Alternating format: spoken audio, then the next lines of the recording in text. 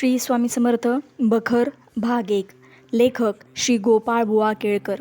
संपादक श्री रामचंद्र चिंतामण ढेरे. गगनापूरचे पुजारी दर्शनास आले. श्री स्वामी समर्थ महाराज साक्षात दत्त अवतार वर्णिले आहेत. ते श्री दत्त श्रीपाद श्रीवल्लभ स्वामी व नरसिंह सरस्वती आहेत. पुढील अवतार हा श्री स्वामींचा आहे. श्री स्वामी मंगलवेड्यास प्रसिद्ध झाले होते.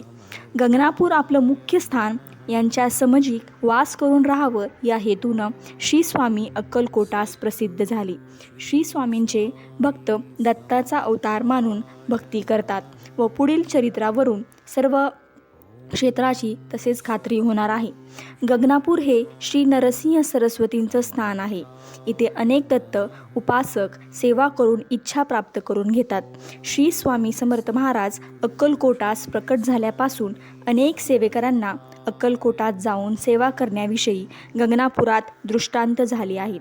महाराज आनंदात असताना आपण कोण म्हणून त्यांना प्रश्न केलास. दत्तनगर मूळ पुरुष वडाचं झाड असे उद्गार निघत. शिवाय मूळ या ठिकाणी या प्रकारची नेहमीच उच्चारित असत. एके दिवशी गगनापूरचे पुजारी श्री स्वामी समर्थ महाराजांच्या दर्शनासाठी आले. दर्शन झाल्यावर पुजाऱ्यांना समर्थांनी विचारलं, तुमच्या देवाचं नाव काय म्हणून प्रश्न केला. त्यांनी आपल्या महाराजांनी पुजाऱ्यांना प्रश्न केला. तर महाराज आमच्या देवास श्री नरसिंह सरस्वती म्हणतात. हे ऐकून आपले स्वामी समर्थ महाराज म्हणाले, माझं नाव नरसिंह भान आहे. हा कित्येक प्रसंगी मीच राम झालो, मीच कृष्ण झालो असे उद्गार आपल्या महाराजांच्या मुखातून आले. यावरून श्री स्वामी समर्थ महाराज अवतारी होते हे निशंक आहे असे समजले. राजश्री चिंतोपंत पाटोळ यांनी आपल्या महाराजांची सोलापुरात गाठ पडून नंतर महाराज अक्कलकोटास आले. याबद्दलची ही साग्र हकीकत पुढे सविस्तर देण्यात येईलच. तसेच चिंतोपंत हे महाराजांचे पूर्वभक्त होते. महाराज हे दत्त अवतार असून त्यांच्या सहवासाचा लाभ होणार हे त्यांना 5 ते 7 वर्ष अगोदरच समजलं होतं. ती गोष्ट अशी, श्री क्षेत्र पंढरपुरास गोपाळ बुवा नावाचे महासिद्ध जगद्वंद पुरुष होऊन गेले.